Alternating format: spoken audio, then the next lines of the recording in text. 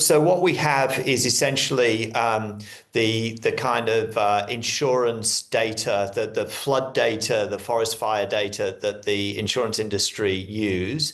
And what we do is we essentially look at every single property in Australia.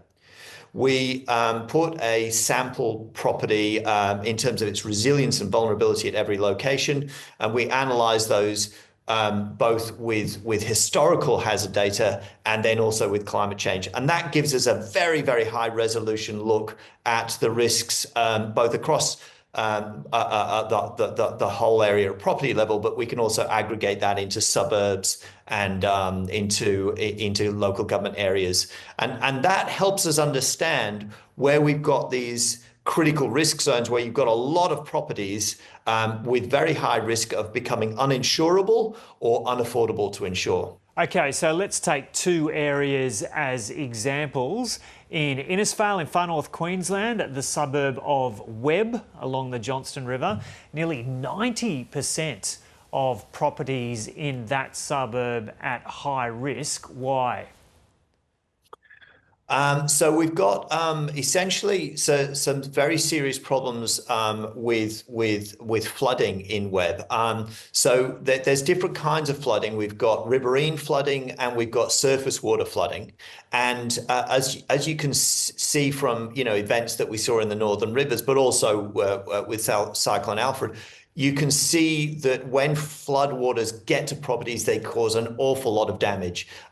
They can completely wreck a building. So if you've got properties which are essentially at risk of flooding and they are on a riverway or they have the risk of very intense rainfall, then they can cause an awful lot of damage. And if you've got essentially a whole community which is in that zone, then you get very big percentages of damage.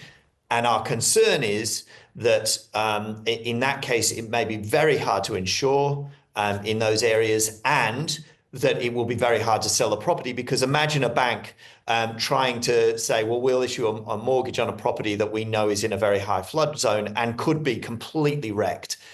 So the bank have a responsibility to their shareholders to make sure that their mortgages are on safe properties. So that's a really good example of where riverine flooding and surface water flooding are a big problem. And what about the general risk of cyclones in northern Australia? Was that factored into this data? Yeah, great point. Now, one of the things with climate change, I think most people would understand this, is that you've got cyclones generated by warm water in the ocean. Now, most of global warming is actually happening in the ocean. So our oceans are getting warmer, which means that the area that can hold a cyclone is actually spreading and it's going southward. So that means that cyclones, instead of just being confined to northern Australia, will be able to be generated and find their way further south. So Cyclone Alfred, in a way, was I say odd to say this, but it was like a blessing. And the reason was it showed that these cyclones can get way south now, right? And it also showed that essentially that our system is changing. And if we got a cyclone, instead of being category 1 or 2, but came through as a category 3 or 4 or 5, the devastation would be much higher. So we've got to remember that cyclones are getting, the bad cyclones are getting more frequent, they're potentially getting more severe, and they're going to get further south. So we've got a triple whammy on cyclones. Okay, let's take another postcode as an example. In Perth's northeast, past Midland, in an area called Hovia, why nearly 100% of properties in that area at high risk?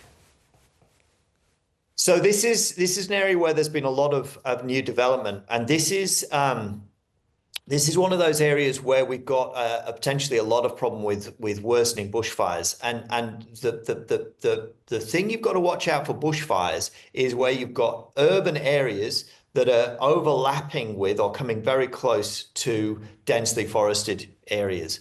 And people will remember the cyclones that went through Canberra that got into those suburbs that were the sort of tree change suburbs.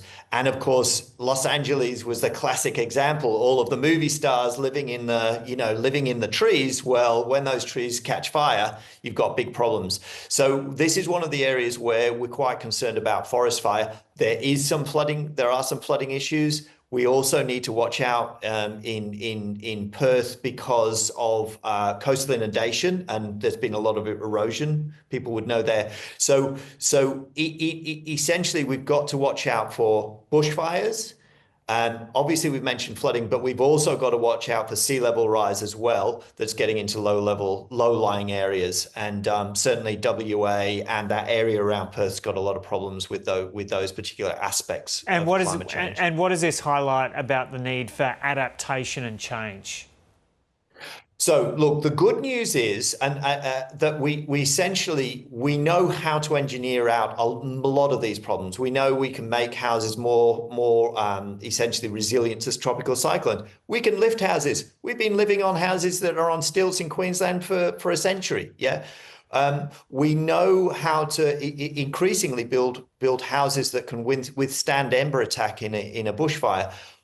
We're just not doing it. And if someone can't afford the insurance premium, they damn well can't afford a 50 or 100 grand piece of intervention to make their house resilient to climate change. So there has to be some leadership at a government level to provide some kind of grants or funding arrangements to help people in these high-risk suburbs adapt their properties and make them safe. It's kind of ridiculous that the single biggest investment that most families will make, there's no consumer protection in place for those people. So we're really saying we've got to act now, not wait for these problems to manifest, and we've got to spend some very serious money on getting these properties and these suburbs more resilient to extreme weather and climate change.